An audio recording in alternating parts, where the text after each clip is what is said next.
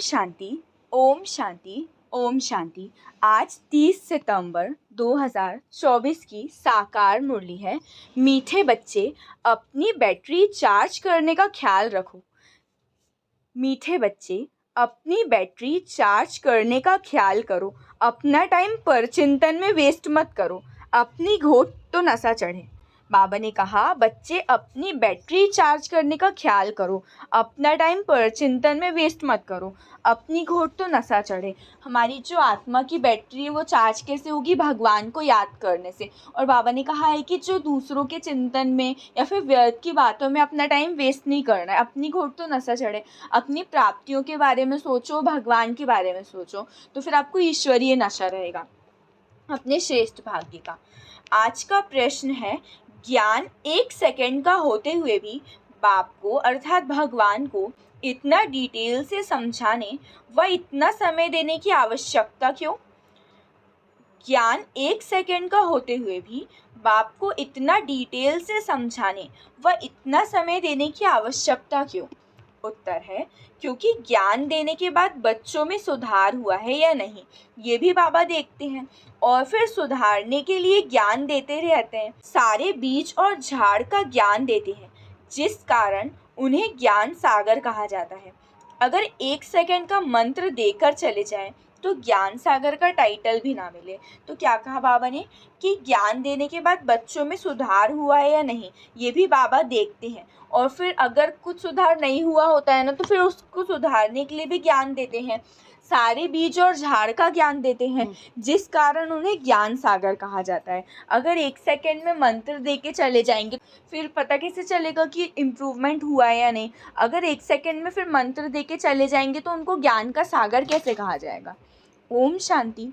अच्छा, मीठे मीठे सिखिलदे बच्चों प्रति माता पिता बाप दादा का याद प्यार और गुड मॉर्निंग। रूहानी बाप की रूहानी बच्चों को नमस्ते। हम रूहानी बच्चों की रूहानी बाप दादा को याद प्यार, गुड मॉर्निंग और नमस्ते नमस्ते नमस्ते। शुक्रिया बाबा, शुक्रिया। धारणा के लिए मुख्य सार के 2 पॉइंट्स हैं। फर्स्ट है, किसी भी बात के चिंतन में अपना समय नहीं गंवाना है, अपनी मस्ती में रहना है। स्वयं के प्रति चिंतन कर आत्मा को सत्व प्रधान बनाना है।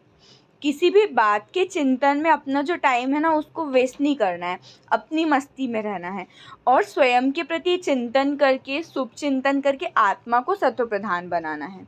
सेकंड पॉइंट है, नर से नारायण बनने के लिए अंत काल में एक बाप की ही याद रहे। इस हाईएस्ट युक्ति को सामने रखते हुए पुरुषार्थ करना है। मैं आत्मा हूँ, इस शरीर को भूल जाना है।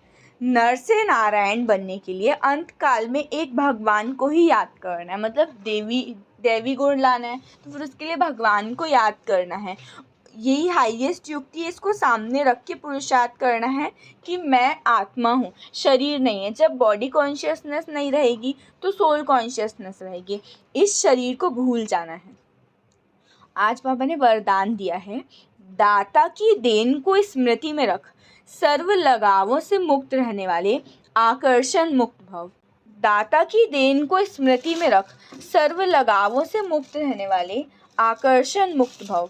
विस्तार है, कई बच्चे कहते हैं इनसे मेरा कोई लगाव नहीं है, परंतु इनका ये गुण बहुत अच्छा है या इनमें सेवा की विशेषता बहुत है। लेकिन किसी व्यक्ति या वैभव की तरफ बार बार संकल्प जाना भी आकर्षण है।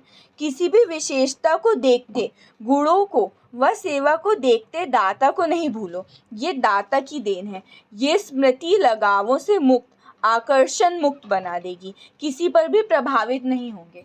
आज का स्लोगन है, ऐसे रूहानी सोशल वर्कर बनो जो भटकती हुई आत्मा को ठिकाना दे दो और भगवान से मिला दो। ऐसे रूहानी सोशल वर्कर बनो जो भटकती हुई आत्माओं को ठिकाना दे दो, भगवान से मिला दो। अच्छा, ओम शांति, ओम शांति, ओम शांति।